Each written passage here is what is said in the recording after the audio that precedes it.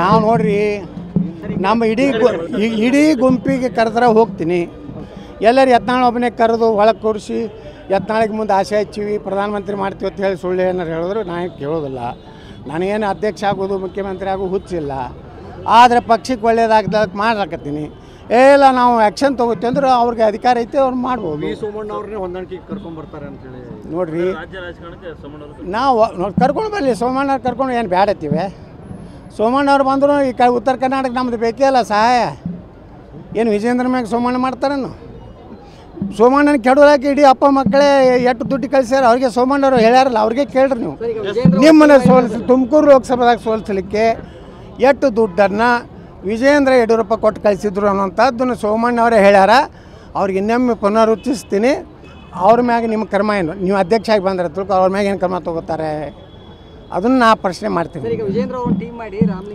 ಅದು ಬೇಕಾದ ಮಾಡ್ರಿ, ಬಿಡ್ರಿ ಅಂತ ಅವ್ರ ಅಪ್ಪನಂತ ರ್ಯಾಲಿ ಮಾಡ್ತೀವಿ. ಸುಮ್ಕೊಂಡ್ರು ನೋಡ್ರಿ.